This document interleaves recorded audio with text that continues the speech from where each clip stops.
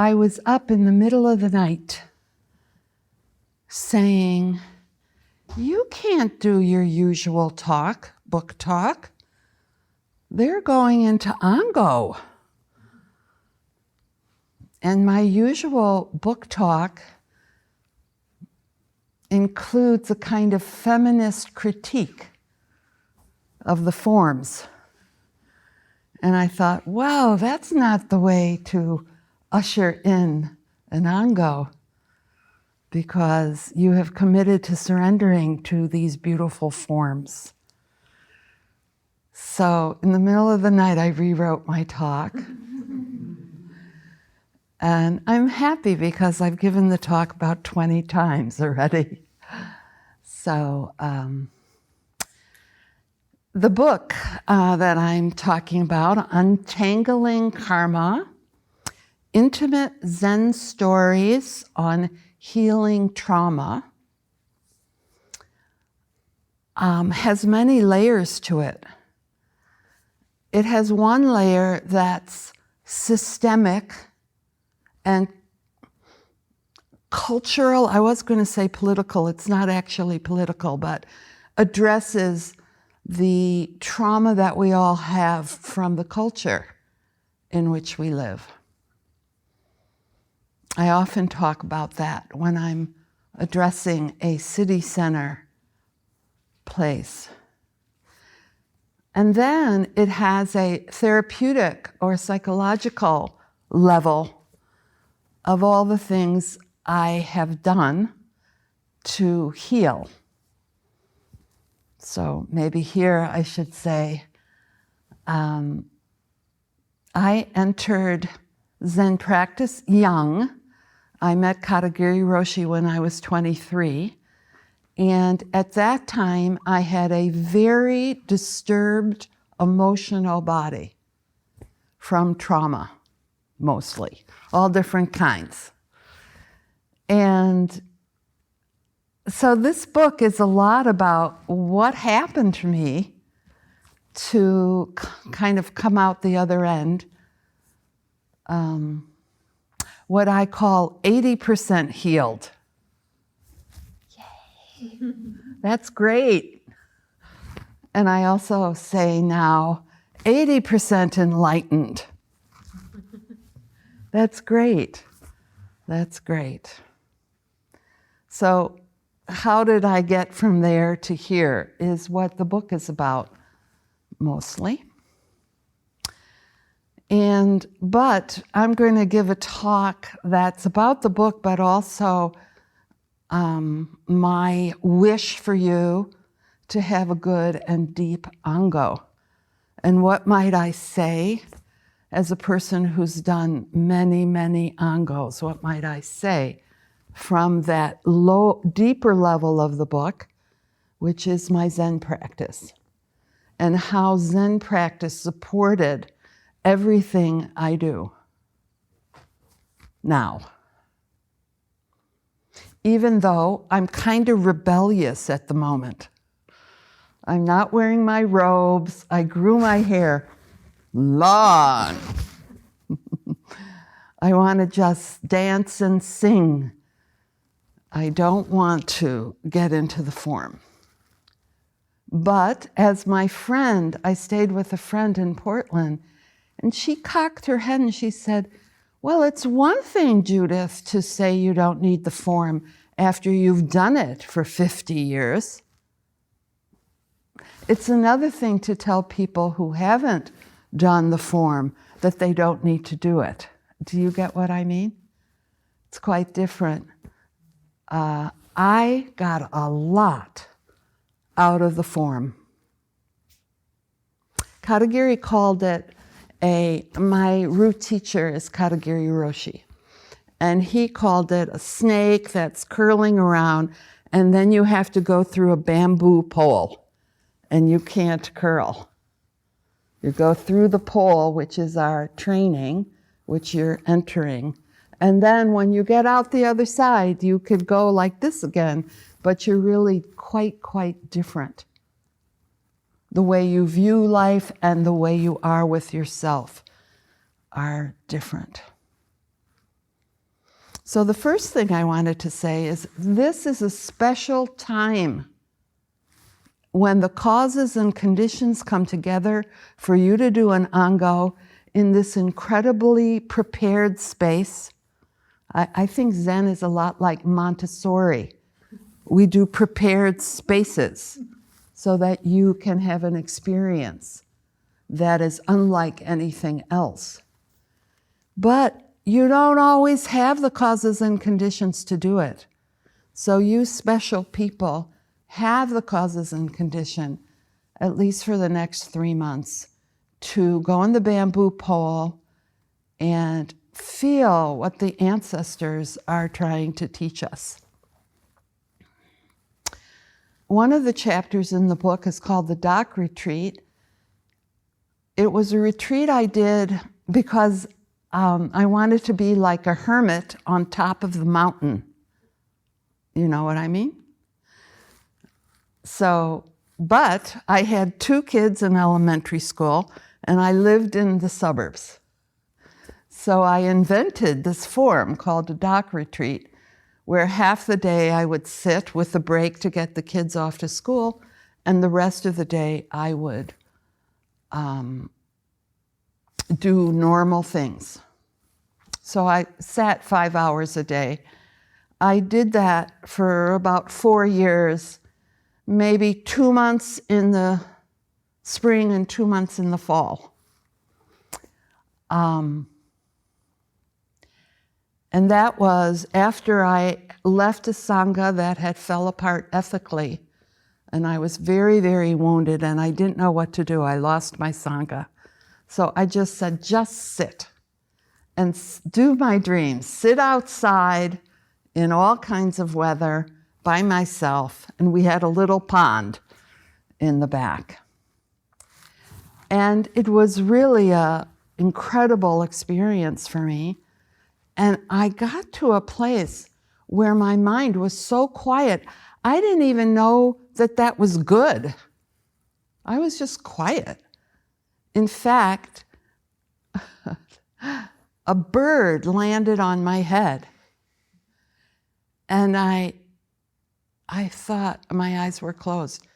What is that? I was so quiet. Is that a bird? And then it flew off, and I knew that it was a bird. But I never understood what actually was happening, that my mind was quiet while it was happening. There was absolutely no entertainment except for the bird. That was, and I thought that I would be doing these dock retreats a lot for the rest of my life. And I only did them for 4 years, and I've never gotten it together to do it again. And I even moved to a place that had a beautiful lake and was in the country, and I never got all the conditions, the inner and outer conditions to do it. So what you're doing is special. You don't know if your life will provide it again. And so please enter Ango with the spirit of special. This is an important time, and it might not happen again. So now, I don't know who's doing the quilt. Now's the time I want the first quilt. Ah, there he is. So I made a quilt that is a visual representation of the book. And the actual story that was the quilt didn't get in the book. My editor, slash and burn, took the story out. But I really wanted this idea of holding hands with your shadow to be in the book. In fact, that was the title that I wanted. But the publisher said it was too 90s to talk about a shadow. So it ended up being what it is. So this is the visual representation of the book. And I'm just going to go through some of the symbols. In the bottom, is the screaming human being filled with samsara.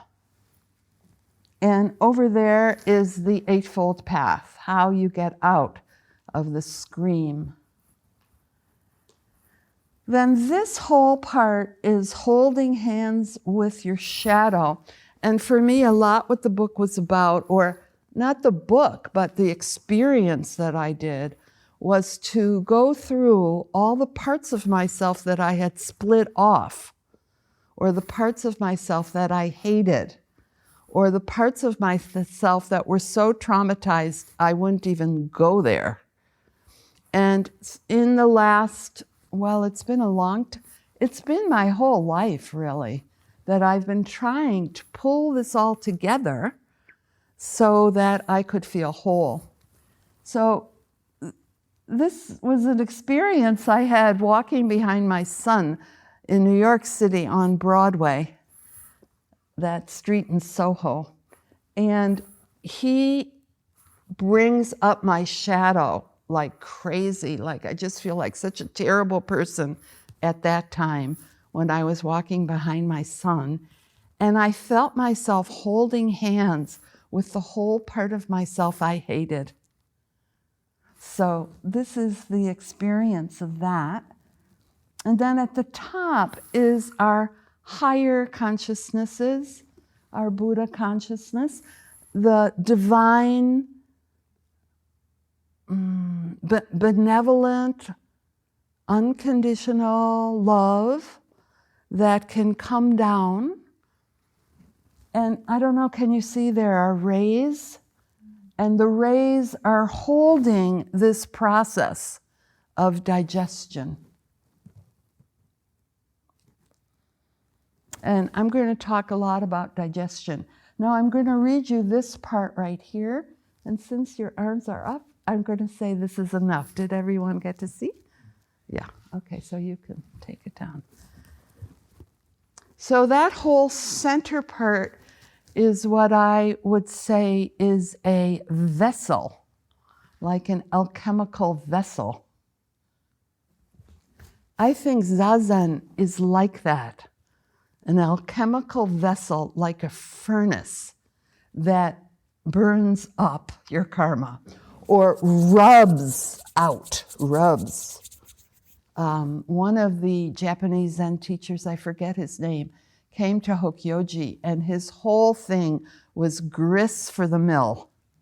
All these stuck places and hateful places are the wheat that we rub until they ground down and dissolve, or are made into bread. Something good comes from it. So that part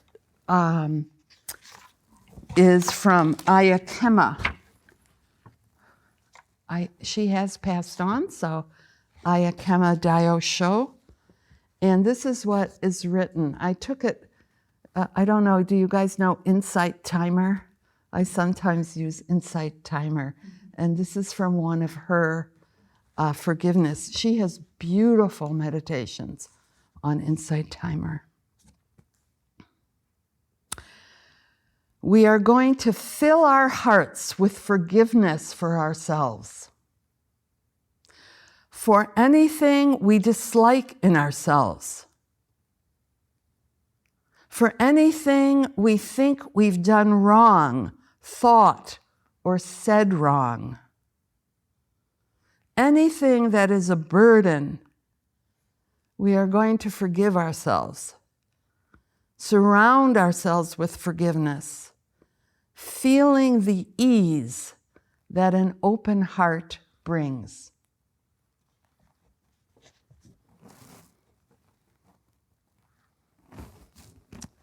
So this has been a process for me of learning how to have an alchemical vessel, a digestion machine that digests, metabolizes, and then releases the karmic knots, K-N-O-T-S, that are lodged in my body. And I've done a lot of things. The book is a lot about all the other things I've done. But tonight I decided to only focus on Zen. I have a great deal of gratitude towards the training that you're involved in. So I think it's important to be in control of the heat of our vessel. Because if you turn up your internal pressure too high, if you're too forceful, if you're pushing in your vessel, your zazen form, you can burn yourself up. And oftentimes when I'm pushing, I'm a big pusher because I'm a Jew, because I'm achievement-oriented, and I took enlightenment as an achievement project. Please do not copy that. That's the wrong way to go. And I would put my temperature up to high, and usually I get hurt. In fact, that's how I hurt my hip, was I was pushing to get some idea that I thought I wanted, or that was the Buddha body or whatever, I'm going to call it cockamamie idea I had about what I was doing, and I blew out my hip. And how many times do I have to learn this over and over? It's not too hot isn't good. Too cool is also not good, because you don't cook then. You don't cook. And if you have a lot of trauma or emotional disturbance, then it's often good to simmer, to put it on simmer and be very, very gentle, and let the Dharma, let the Buddhas and Bodhisattvas cook you without any striving. And so, in a crock pot, if you put a really tough piece of meat in a crock pot, but you put it on simmer for like 10 hours, it'll soften up and fall apart. And sometimes that's what I think is best if you're sitting with a lot of pain or suffering, is to put yourself on simmer, but still do it. Still do it. So a lot of the book is about exploring how we create our inner psychic structure, our inner I. And that comes from a reaction to our childhood, to our personal experiences we've had along the way, through ethnicity or race, has a great deal to do with how we create our sense of self. And I added several years ago intergenerational trauma, which I think comes when you really start to recognize that your ethnicity or your race actually affected how you put together your inner psyche, your inner structure. And that's pretty in place by the time you leave high school, I think. And part of when they talk about no self, what the heck does that mean, And now I have this feeling that, sometimes when I was teaching, my students would come in. We called it Doksan. You guys call it Sanzen. And they would say, I am a complete mess. I'm not concentrated. I'm not nothing. I just am a mess. I'm going through all my emotional round and round and round. And I would say, that's great. That's great. You got to it. You got to the structure of your psyche, and that's what we need to dismantle. And mostly what that is defense mechanisms that we learned to survive, right? And so in a way, the book is a story about me deconstructing my defense mechanisms, which is why when I give a talk now, I'm like a vulnerable, I could just cry all the time because it's so potent and it's so wonderful to finally be free of how I defended myself all these years. And it took me till I'm 71. So it's a lifetime. Katagiri Roshi used to laugh and say, lifetime after lifetime, to deconstruct this sense of an I. I think I'm going to go with the flow here. I'm going to talk about Jizos for peace. So I went with great Vow to the Jizo for Peace pilgrimage to Hiroshima and Nagasaki. And I had quite a big experience there, which I'm going to read to you. And it is about me starting to see that whatever structure I thought was my I is very, very complicated and layered, many, many different identities. But actually, in this, there is no center. There is no I that's making these decisions. I realized that I was made by the causes and conditions of my ethnicity, of my race, of what my family of origin was like. All these things, that being a hippie, that was very influential. And I became a reaction to all these outer forces. But once I realized I was a reaction, then I felt like, oh, okay, there's no Judith like I thought there was. And in that place, I had a great deal of freedom of choice. Then I could choose how I wanted to react to things. That's hard to talk about. Did I make any sense at all? Okay, here's what I'm going to say.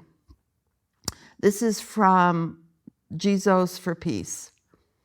Standing and sweating in extremely hot weather in Hiroshima on August 9th, 2005, the day of the 60th anniversary of the United States nuclear bombing, I saw through to the bottom of any sense I had of a conditioned, solid, one identity self in utter amazement. There were so many identities within me interchanging. There I was, dressed in traditional Japanese clothes as a Zen monk with my head shaved. I was an American, Jewish, female, feminist, dressed in traditional Japanese clothes and bald. Being bald was deeply emotionally emblematic for me. On the one hand, I felt like I was masquerading as a man. And layered on top of that, I felt like a Jewish woman entering a gas chamber, a breast cancer survivor, or a Zen priest letting go of her attachments. The complexity and superimposition of these images triggered my sense of the unraveling of any identity. Who was I? These multidimensional references left me totally baffled. I was standing in the spot where my country had committed the worst atrocity of war, nuclear, mass, and civic destruction. I was standing there for peace. However, in many people's eyes, I was still the enemy. And I have one more paragraph about this moment. I came to realize that I, Judith, was a reaction to all the issues of the previous generation. My life had been a reaction to my parents, to World War II, to the cultural influences of hippies, and to other events. It seemed that all of the most important decisions of my life, who I would marry, what my religion and career would be, had been made from an aversive reaction to my parents and Jewish history. Choosing Zen meant choosing the religion of the enemy, the Japanese. My blue-eyed, blonde, Goyish husband, who was German ancestors, fits into the same scheme of oppositional defiance. I was aware of how rebellious my sad, angry, hurt teenage self had been, but I had not understood the extent of her conditioning and reactivity. Now I realized that I was made up of all those non-I elements. That's from Thich Nhat Hanh, Daosho. I am made up of non-I elements. Even though I had studied the teachings of Buddhism for many years, still I had unconsciously presumed that there was a central place in myself that had made many of the major decisions of my life.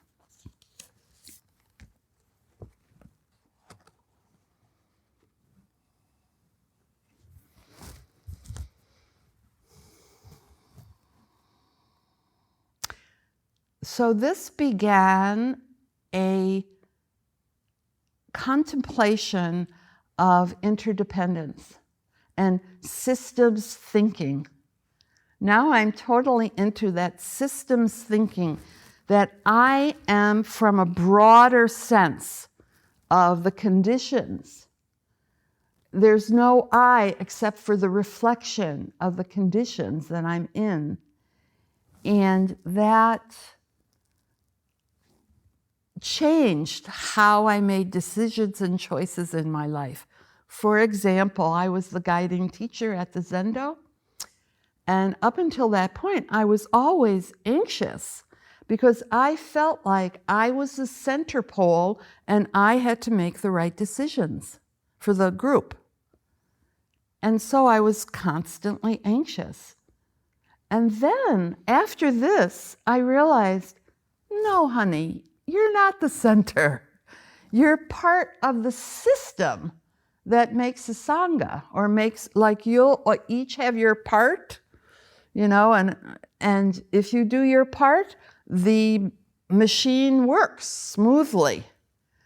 And I even realized as the guiding teacher, as the main, so-called main person, I was just a cog in this machine.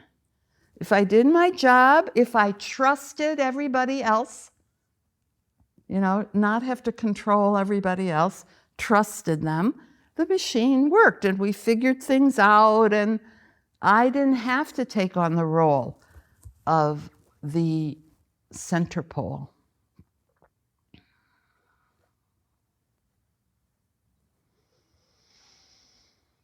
So one thing about entering Zen practice, this training practice, in a way for people who have very emotionally disturbed bodies, emotional bodies, it's kind of safe because it's highly choreographed. You're held by the schedule. You always know what you have to do. The Sangha supports you. You're not alone.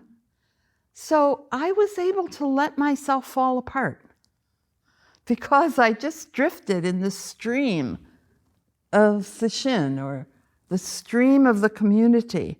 So I didn't have to hold myself. And that, I'm not wearing my butterfly shirt, but I'm really into butterflies because, and maybe you know this, when the caterpillar turns into a cocoon, inside it becomes liquid. everything becomes liquid. And then from the liquid, it reorganizes itself, and then the butterfly comes out. So that idea of dissolving into liquid and then getting reorganized and coming out a butterfly, I feel has happened twice in my life. And it usually takes about 5 years to have this whole evolution. And what do I want to say about that? It's possible to evolve. And usually the beginning of this is something extremely painful. Great grief or something very painful. I fall apart, and then I get into this transformative experience.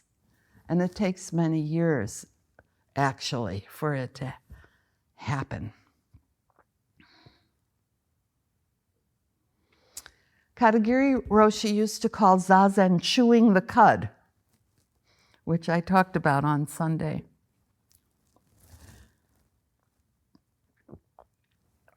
So the cow goes into the field and eats everything it can possibly see, but he or she can't digest it all.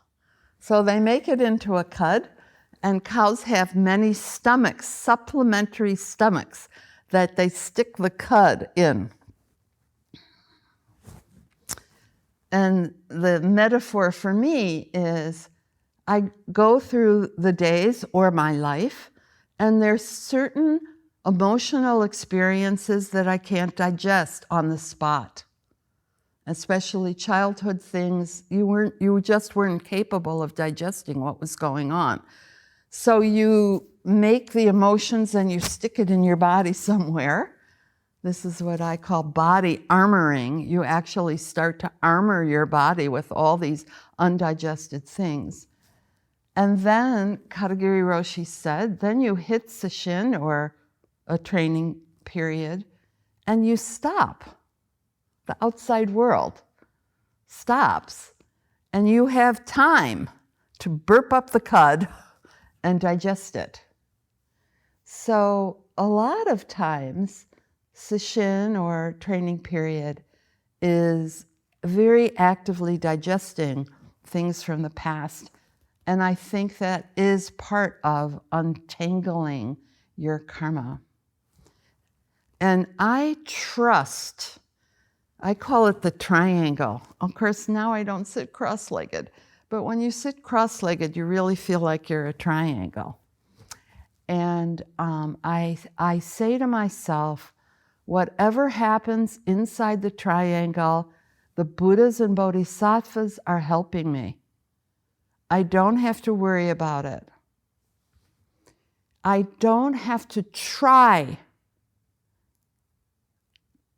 That's hard because in a way, we do have to work on interrupting our thoughts and bringing, back to the breath, learning how to unify the mind or concentrate the mind.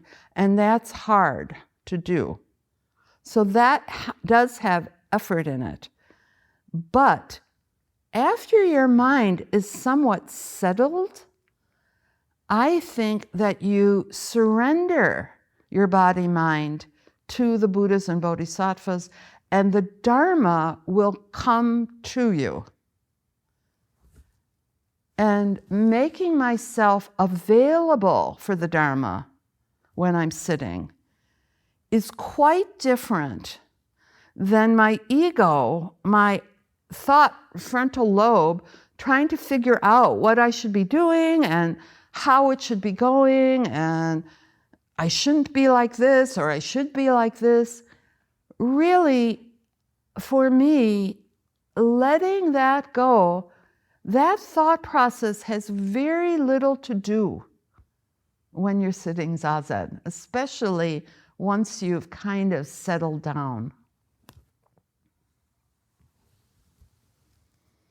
So there's different types of spaces that one gets into when one sits.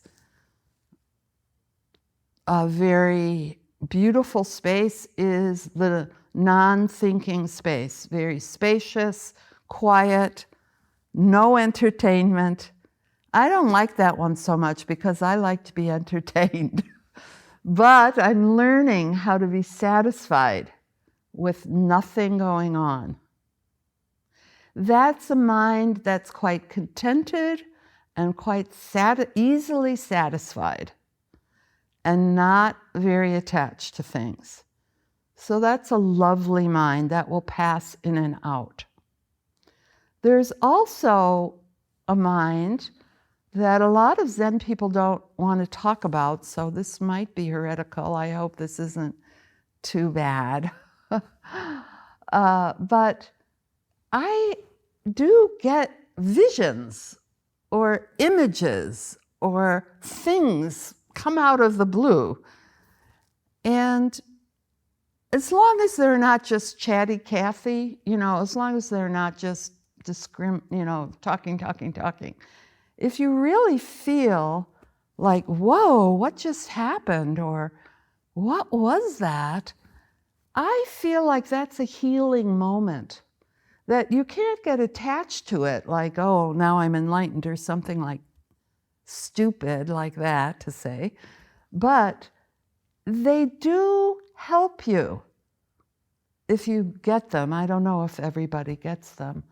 But in the book, I wrote about quite a few of these visions that made me understand that the Buddhism ancestors were healing me. And I was hardly doing anything, just sitting in Zazen. So let me just read.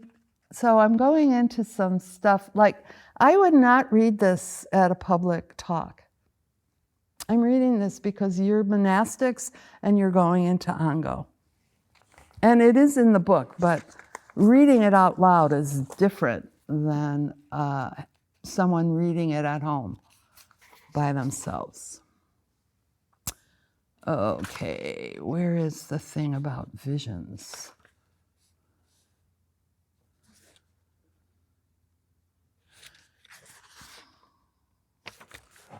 Visions in meditation are also experienced in a place between the ordinary world of appearance and the world of extraordinary experience, and can help the healing of our blocked energy.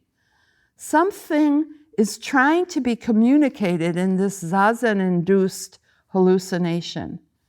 When some Zen teachers hear about these visions, they just laugh and hit the student with the kyosaku, the awakening stick, and say makyo, or delusion, or thinking, or not this. But for me, these visions are often an expression of the way my body-mind is releasing an internal trauma.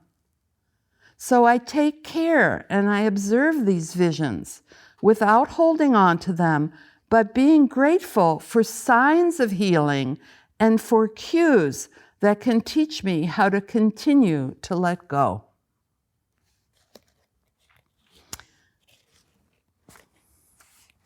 So now I'm going to tell you some of my visions. Little entertainment for the night. But I have one in this Zendo. A Theravadan teacher, I don't even remember his name, but quite a bigwig in the Theravadan world, was teaching. And the whole Zendo was filled to the brim with people. And it was very quiet in here and very strong energy. And I was sitting with a lot of roiling disturbance about my past. Roiling. And then energetically, I felt like, oh, there was a lot of energy on the ceiling. And I think that the teacher might have said something about there's a lot of beings in the Zendo and everyone is being taken care of by these beings. And all of a sudden, from the ceiling, an angel, classic with wings, came down from the ceiling, scooped up, and was right in front of me, and it was my mother. And she said, "Everything's all right, Judith, everything's all right." And then she disappeared. And I felt like, oh, my mom had died. And I said, oh, everything's all right. And there was some kind of karmic letting go that happened because my mom was okay. Everything's okay. Not only was it okay, but she was an angel. So, okay, Mom. I never thought of my mother as an angel. She was part of my trauma, criticizing me all the time. But she came down and said, everything's okay. Everything's okay. Let's do the subtle arms. When I had many decades where I did sesshin a lot. But in between sesshin, or in between angos, I did a lot of work, psychological work. I'd go to therapy, I was in 12-step programs. I really, really worked hard on what is entangled up in me? Why is this so? And I guess that must be on the psychological level. But then I'd come to sesshin, and I could let go of all that trying and working and everything, and sometimes the sesshin would untangle it for me. But it was based, I think, on all the work I did in between. It wasn't just out of the blue.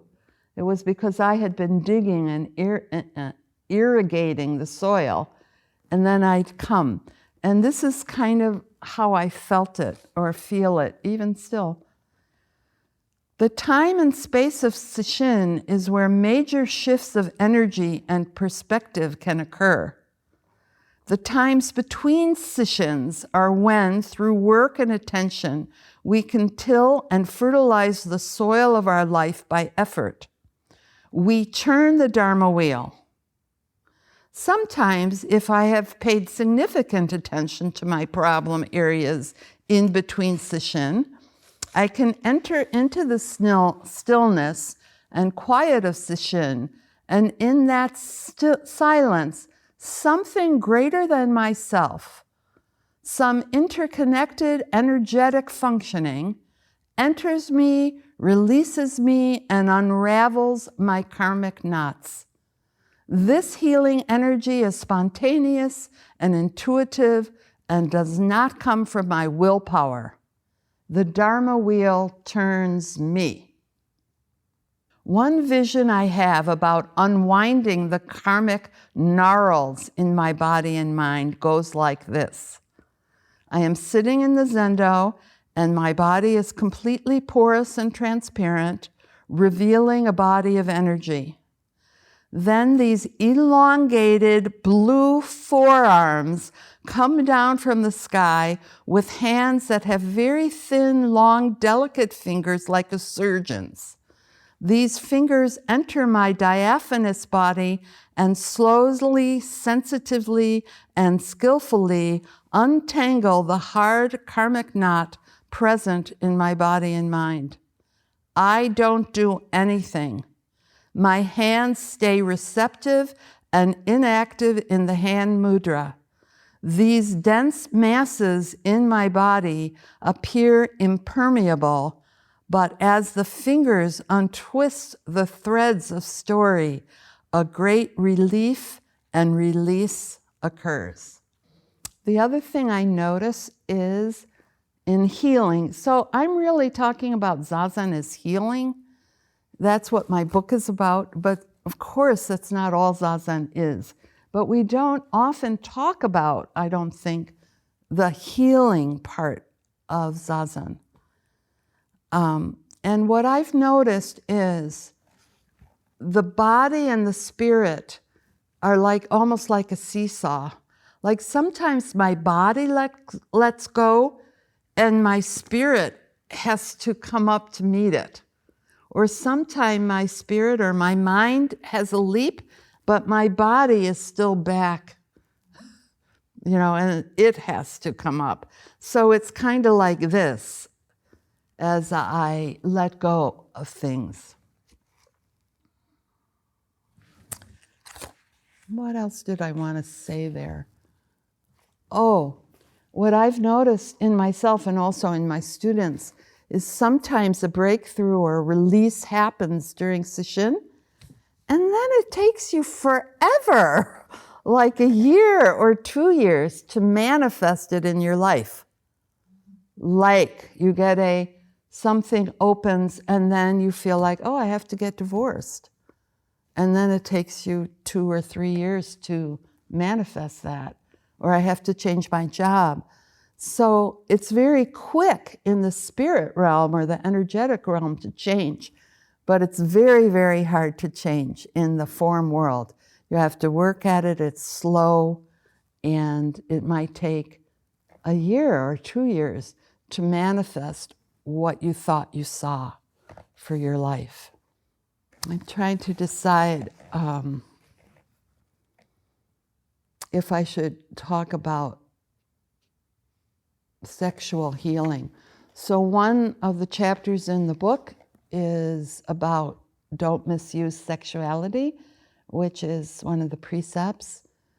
And I was abused as a child. I was raped on the street when I was about 32. And I have spent my whole life, I'm 71, healing from that. And I wrote about it. And I wrote about it because I don't think we talk enough about sexuality, except to say, don't do it in Zen. It doesn't seem too sex positive for me. So I thought it was important to write about. I thought it was important to write about it because even with the Me Too movement, which I'm grateful for, so now at least people might believe you when you say what happened, and maybe the person who did this to you would have some consequence. So it's wonderful that that happened. But I feel like that's about 10 or 15% of the issue. The rest of the issue is how do people recover? How do you come back to yourself? How do you love your body, become more sensual again, be willing to go in your body? And sometimes if you have sex abuse in your past, you don't want to sit Zazen because you don't want to open up a can of worms, or you feel frozen. So there's so many. So I wrote in the book, kind of frankly, about what my husband and I did to help me own my body again. So that's something about, I'll just say that if anything I'm saying right now, or if you're reading the book and you get stimulated about your own trauma, the most important thing I think is to be kind and gentle and slow down. That's when you should go on simmer. Don't push through. Go slower. Be kinder. Go for a walk. Get into your body if you can, or energy. And I tell people when they're reading the book, if you get stimulated, stop reading. Go do something else. Call a friend. You need a great deal of support. And I needed a lot more support than I got from the Zen community, I'll say. So I found other ways of getting lots of support for myself. I think I've decided not to read that part. I'll go to inner fortitude. One thing I did that I'll just say in the sex chapter is I took koans from the Hidden Lamp, that koan collection of women koans. And there's like 5 or maybe even 6 women koan that are so sex positive. So I put 3 or 4 of them in the chapter to say that there is support for healing sexually from women in our lineage. So I did a chapter on inner fortitude, and a lot of it was a little bit of a critique of the masculine military way that Zen seems to manifest itself. But after I had written several pages like that, this is what I also wrote, and I wanted to write it because you guys are going into the bamboo pole. A less cynical part of myself also wants to speak up. That part of me wants to convey her deep gratitude for the strength I developed in practice. My personal forbearance was cultivated by the practice of not moving and following the Sangha's schedule.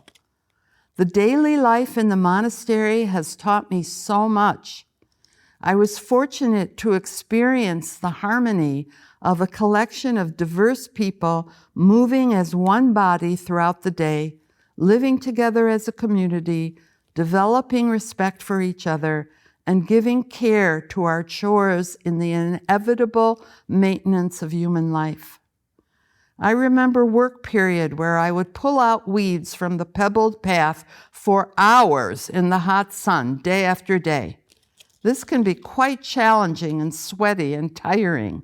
Ironically, as soon as I would reach the end of one path, wanting to escape and be finished, I would look back behind me and see that I could just start all over again from the beginning on the very same walkway. Weeds continually grow and need to be removed. In these practices, you become starkly aware of the rhythm of life. In the quiet of the cloistered experience, you open to the miraculous, like sunrise and sunset, and you endure the monotonous, like doing the dishes after every meal. Through Zen, I learned how to take out and put back the tools I have used, not disrespecting them as I tend to do and leaving them helter-skelter on the table or the floor. Everything has its place. Zen emphasizes the small duties of life: cooking, cleaning, working, and studying. This focus has helped me find my inner stamina, which has come to my aid many times in my life. Katagiri Roshi used to call this quality spiritual stability. It has also taught me how to navigate the darkest times of grief.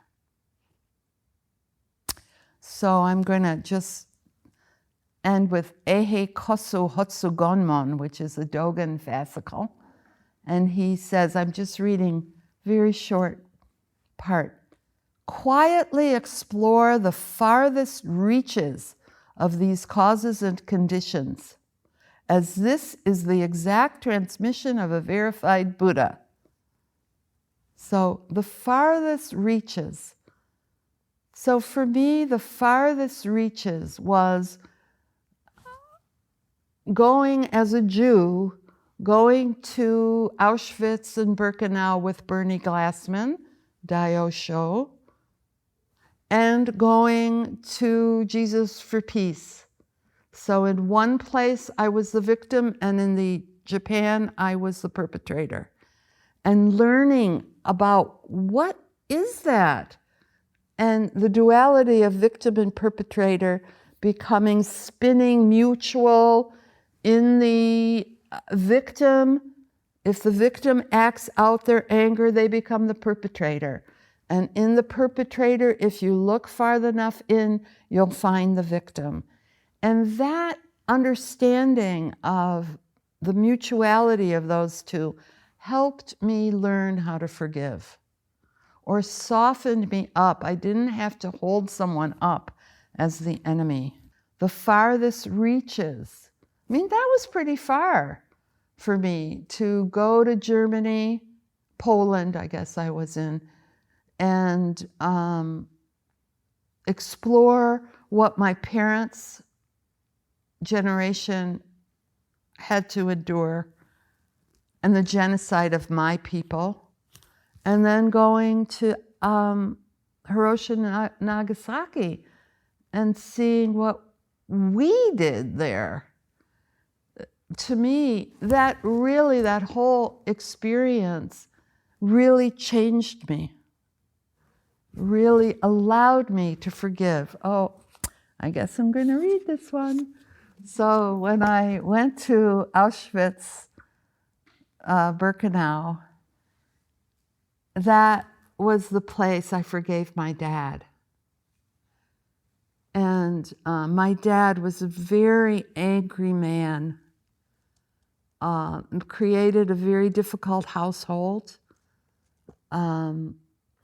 Because I was the only girl and the youngest, so I didn't get it as much.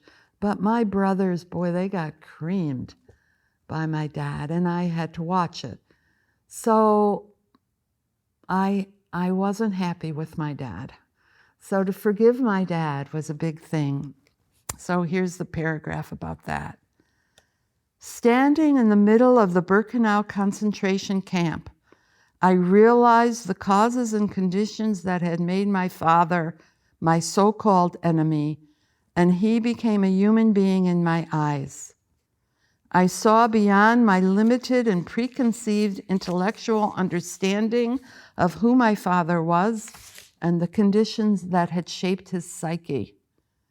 My heart opened to the causes of my father's rage. It struck me like lightning in a moment of insight and release as I was moving in a long stream of retreat participants towards the front gates for a lunch of bread and soup. All of a sudden, with no warning or intention, I found myself dropping to my knees, my head bent over and my hands on my heart. People were streaming past me on both sides as if I were a rock in a stream, the water rushing past. In this moment, out of time, huddled forward over my knees, I forgave my father and I asked him to forgive me. Crying and howling with grief for my ancestors, for my parents, and for me, I saw the many repercussions of the violence and dehumanization that had happened in Birkenau and in my people's lives and their connection with my own life.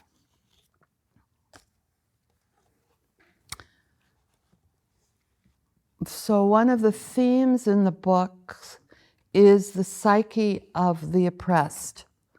So because I was a Jew, I have this psyche. I can get paranoid very easily. I often think that someone's going to kill me. Like I was very nervous about giving these talks because I had to get over that Jewish thing that if you speak in public, you're going to get killed, especially if you say you're a Jew. So that's not true now, right? Well, it is kind of, but it's not the same as it was in the 50s. But so these things we have to bring up and work out, work through, if we're going to have freedom or the spirit, open-hearted spirit. So, so I talked a lot about the psyche of the oppressed, and I had hoped that by going deeply into my own psyche, that I would touch on what it means for other people who are oppressed. And I have been getting reactions from African Americans and Native people that they actually are relating to what I wrote in the book. So I feel very relieved that what my hope was actually happened. So Chosen and I were talking today about kintsugi, which is the Japanese craft when the pottery is broken and they're bits of pottery, that they take the bits back together, glue them together, and in the cracks, they put gold or silver or porcelain, and the pot just turns out beautiful. So I don't know, can you see it or should I pass it around? Maybe we'll pass it around. And then if someone's by the camera, will you make sure that the people online see it? So that's what I feel like I've done, 50 years of Zen, is I found all my parts, and especially the parts I hated about myself. I loved them up, and I'm putting it back together. And I feel like the gold is our love, unconditional love, kindness. And because I was a survivor, and because my family was so violent, I really didn't know that very much about love. I still don't know that much about love. It's really major part of my practice now, is to understand gentleness and loving someone without them having to change. I've been really concentrating on that. Loving myself without having to change. And I think that Zazen can teach you that. The divine love, you can taste it and it will come and soften you up. Well, that was really different. I don't know if those of you who were there on Sunday, this was a different talk.